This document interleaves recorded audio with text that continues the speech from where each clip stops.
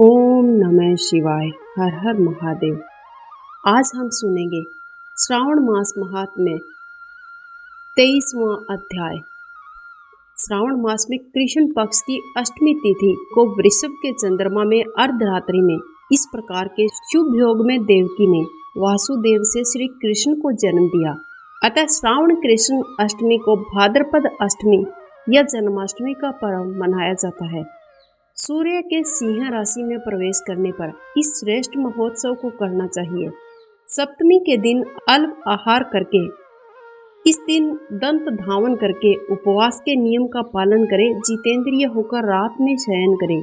जो मनुष्य केवल उपवास के द्वारा कृष्ण जन्माष्टमी का दिन व्यतीत करता है, वो 7 जन्मों में किए गए पापों से मुक्त हो जाता है। इसमें कोई संदेह नहीं है। पापों से मुक्त होकर गुणों के साथ जो वास करता है, उसी को सभी भोगों से रहित उपवास जानना चाहिए। अष्टमी के दिन नदी आदि के निर्मल और पवित्र जल से स्नान करना चाहिए। अगर ऐसा संभव नहीं हो सकता तो घर में ही जल में थोड़ा सा गंगा जल डालकर स्नान करें। देवकी का सुंदर सूती का ग्रह बनाना चाहिए, जो अनेक वर्णों के वस्त्रों और कलशों, पुष्पों, दीपों से सुशोभित हो, चंदन तथा अगरू से सुवासित हो। उसमें हरिवंश पुराण के अनुसार गोकुल लीला की रचना भी करें और मंगल नृत्य, गान, गीतों, ध्वनियों आदि से युक्त रखें। उस ग्रह के मध्य में षष्ठी देवी की प्रतिमा सहित सुवर्ण, चांदी, ताम्र, पित्तल या मिट्टी या फिर काष्ठ या मणि की अनेक रंगों से लिखी हुई श्री कृष्ण की प्रतिमा स्थापित करें। वहां 8 शल्य वाले पलंग के ऊपर सभी शुभ लक्षणों से संपन्न प्रसूतावस्था वाली देवी की मूर्ति रखकर उन सबको एक मंच पर स्थापित करें। उस पर्यंक पर स्तनपान कराते हुए सुप्त बाल रूप में श्री कृष्ण को भी वहां पर स्थापित करें।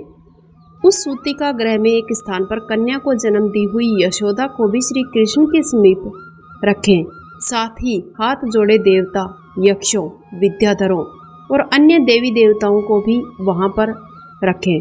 खड्ग, ढाल धारण करे हुए वासुदेव का भी चित्र बनाएं और कश्यप के रूप में भी अवतीर्ण वासुदेव जी, अदिति स्वरूपा देवकी जी, शेषनाग के अवतार बलराम, अदिति के ही अंश से प्रादुर्भूत यशोदा जी, दक्ष प्रजापति के अवतार नंद और ब्रह्मा जी के अवतार गर्गाचार्य, सभी अप्सराओं के रूप में प्रकट गोपिका वृंद, देवताओं के रूप में जन्म लेने वाले गोपगण, काल नेमी स्वरूप कंस और उस कंस के द्वारा ब्रज में भेजे गए वृषासुर, वत्सासुर, कुवल्यापीड, कैशी आदि असुर, हाथों में शस्त्र लिए हुए दानव तथा यमुनादा में स्थित कालिय नाग, इन सबको चित्रित करना चाहिए। इस प्रकार पहले इन्हें बनाकर श्री कृष्ण जी ने जो कुछ भी लीलाएं की हैं, उनको भी साथ में अंकित करें। भक्ति परायण होकर प्रयत्न पूर्वक 16 उपचारों से देवकी जी के मंत्र का जाप करें। वीणा और ध्वनि के द्वारा गान करते हुए प्रधान किन्नरों से निरंतर जिनकी स्तुति की जाती है। हाथों में भृंगारी, दर्पण, दूर्वा, दधि कलश लिए हुए किन्नर जिनकी सेवा कर रहे हैं, जो शैया के ऊपर सुंदर आसन पर भली भांति विराजमान है, जो अत्यंत प्रसन्न मुखमंडल वाली है, पुत्र से शोभायमान है, वो देवताओं की माता विजय सुत सुता देवी देवकी अपने पति वासुदेव सहित सुशोभित हो रही हैं। उसके बाद विधि जानने वाले मनुष्य को चाहिए कि आदि में प्रणव, अंत में नमः से युक्त करके सभी के नामों का उच्चारण करके सभी पापों से मुक्ति के लिए देवकी जी, वासुदेव जी, बलदेव जी, नंद, यशोदा जी और पृथक पृथक समस्त देवी देवताओं की पूजा भी करें। चंद्रमा के उदय होने पर श्री हरि का सम्मान करते हुए चंद्रमा को अर्घ्य प्रदान करें। इस प्रकार कहना चाहिए, हे क्षीर सागर से प्रादुर्भूत, हे अत्रि गोत्र में उत्पन्न, आपको मेरा नमस्कार है। हे रोहिणी कांत, मेरे इस अर्घ्य को आप स्वीकार कीजिए। देवकी के साथ वासुदेव, नंद के साथ यशोदा, रोहिणी के साथ चंद्रमा और कृष्ण के साथ बलराम की विधिवत पूजा करके मनुष्य कौन सी परम दुर्लभ वस्तु है जिसको प्राप्त नहीं कर सकता है। कृष्ण जन्माष्टमी का व्रत 1 करोड़ एकादशी व्रत के समान माना गया है।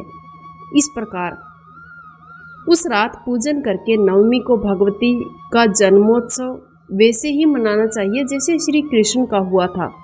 उसके बाद भक्ति पूर्वक ब्राह्मणों को भोजन कराना चाहिए। उन्हें जो जो अभीष्ट हो सब प्रदान करना चाहिए। श्री कृष्ण मेरे ऊपर प्रसन्न हो। गो तथा ब्राह्मण का हित करने वाले आप वासुदेव को मेरा नमस्कार है। शांति हो, कल्याण हो, ऐसा कहकर उनका विसर्जन कर देना चाहिए। उसके बाद मौन होकर बंधु बांधवों के साथ भोजन करना चाहिए। जो प्रत्येक वर्ष विधान पूर्वक श्री कृष्ण और भगवती के जन्म महोत्सव को मनाता है वो यथोक्त फल प्राप्त करता है। उसे पुत्र, संतान और आरोग्य जीवन, अतुल्य सौभाग्य की प्राप्ति होती है। इस लोक में धार्मिक बुद्धि वाला होकर मृत्यु के बाद वैकुंठ लोक को जाता है। हे सनत कुमार, अब इसके उद्धापन का वर्णन करूंगा। किसी पुण्य दिन में विधि पूर्वक करें। एक दिन पूर्व एक बार भोजन करें और रात में हृदय से विष्णु जी का स्मरण करते हुए शयन करें। इसके बाद प्रातःकाल संध्या आदि के कृत्य संपन्न करके ब्राह्मणों को स्वस्ति वाचन कराएं। आचार्य का वर्ण करके ऋत बीजों की पूजा करें। इसके बाद वित्त साठे से रहित होकर एक पल अथवा आधे या उससे भी आधे पल स्वर्ण की प्रतिमा बनानी चाहिए। इसके बाद रचित मंडप में मंडल के भीतर ब्रह्मा आदि देवताओं की स्थापना करें और वहां पर तांबे या मिट्टी का एक घट स्थापित करें। उसके ऊपर चांदी या बांस का एक पात्र रखें। गोविंद जी की प्रतिमा वहां रखकर वस्त्रों से आच्छादित कराएं और व्यक्ति 16 उपचारों से वैदिक तंत्रों मंत्रों आदि से विधिवत पूजन भी करें। उसके बाद शंख, पुष्प, फल, चंदन, नारिकेल के फल इत्यादि शुद्ध सामान लेकर शुद्ध जल के साथ पृथ्वी पर घुटने टेक कर कहते हुए देवकी सहित श्री कृष्ण भगवान को अर्घ्य प्रदान करें। कंस के वध के लिए, पृथ्वी का भार उतारने के लिए, कौरवों के विनाश के लिए, दैत्यों के संहार के लिए आपने अवतार लिया। मेरे द्वारा प्रदत्त इस अर्घ्य को आप देवकी सहित ग्रहण करें। इसके बाद बुद्धिमान को चाहिए कि चंद्रमा को पूर्वोक्त विधि से अर्घ्य प्रदान करें। पुनः भगवान से प्रार्थना करें, हे जगन्नाथ, हे देवकी पुत्र, हे प्रभु, हे वासुदेव पुत्र, हे अनंत, आपको मेरा नमस्कार है। भवसागर से मेरी रक्षा कीजिए। इस प्रकार देवेश्वर से प्रार्थना करके रात्रि में जागरण कराना चाहिए। पुनः प्रातःकाल शुद्ध जल में स्नान करें। जनार्दन का पूजन खीर, तिल, घृत और मूल मंत्रों के साथ करें। 108 आहुति देकर पुरुष सूक्त से हवन करें। पुनः इंद्र विष्णु वृद्धि चक्र में इस मंत्र से केवल घी की आहुतियां देनी चाहिए। पुनः पूर्णाहुति देकर होम शेष संपन्न करें। अनंतर आभूषण और वस्त्र आदि से आचार्य की पूजा करनी चाहिए। उसके बाद व्रत की संपूर्णता के लिए दूध देने वाली एक बछड़े युक्त गाय ब्राह्मण को दान में देनी चाहिए। इसके बाद ऋत बीजों को यथा योग्य दक्षिणा प्रदान करें। इसके बाद 8 ब्राह्मणों को भोजन कराएं, उन्हें दक्षिणा दें। पुनः सावधान होकर जल से परिपूर्ण कलश ब्राह्मणों को प्रदान करें। उनकी आज्ञा लेकर अपने बंधुओं के साथ स्वयं भी भोजन ग्रहण करें। हे ब्रह्मपुत्र, इस प्रकार व्रत का उद्यापन करें। कृत्य करने पर बुद्धिमान मनुष्य उसी क्षण पाप रहित हो जाता है।